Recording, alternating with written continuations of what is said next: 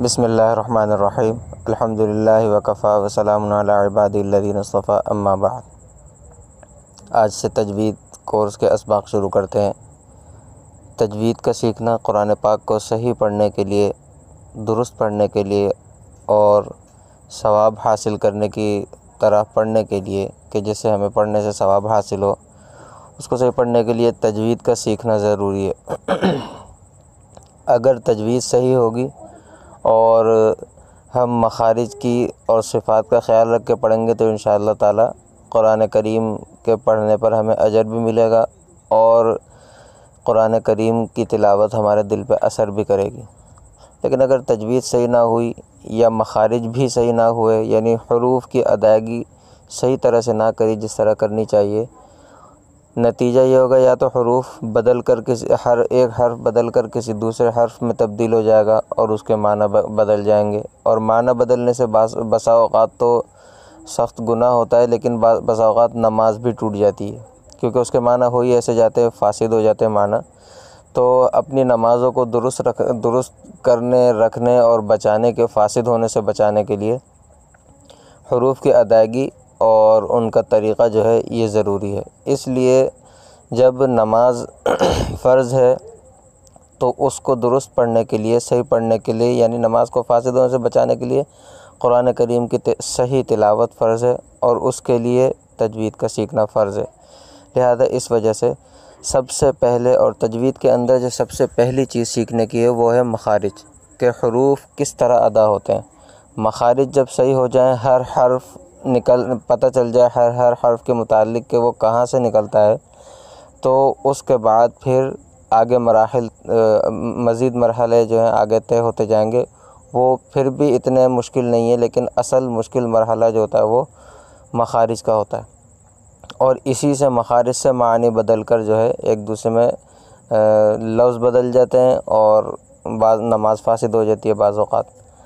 اور مخارج کے بعد پھر آگے اور بھی مرحلہ زبر زیر پیش حرکات کا مرحلہ ہوتا ہے، اس کے اندر بھی غلطی جو ہوتی ہے بعض اوقات نوبت کفر تک پہنچ جاتی ہے، نماز تو فاسد ہو ہی جاتی ہے۔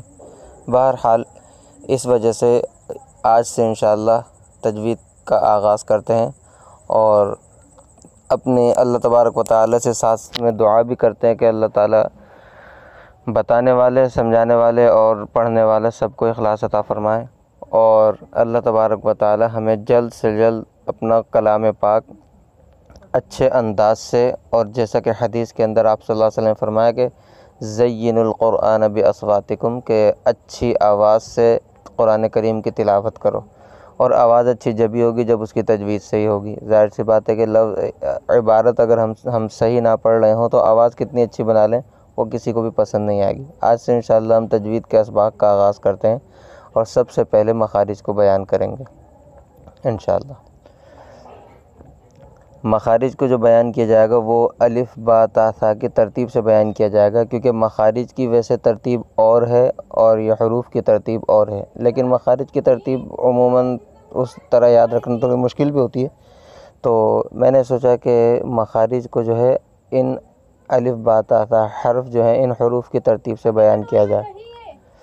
تو سب سے پہلا حرف جو ہے الف، وہ بالکل واضح ہے، اس کو نکالنے کا کوئی مشکل پیش نہیں آتی، اور اس کا کوئی مخرج ہر بندہ سمجھتا ہے کہ الف کس طرح پڑھا جاتا ہے، یہ تو جب کہ الف بول رہے ہیں۔ اس کے بعد ہے با۔ با نکالنے کا طریقہ یہ ہے کہ دونوں ہونٹوں کے جو تری والا حصہ ہے وہ آپس میں مل جائیں، تو اس سے نکلے گا با۔ اس کے بعد ہے تا۔ تا نکالنے کا طریقہ یہ ہے کہ زبان کا جو کنارہ ہے وہ اوپر کے جو دو دانت ہیں جنہیں ثنایا علیہ کہتے ہیں ان کی جڑ میں لگ جائے، تا۔ اس کے بعد ہے ثا۔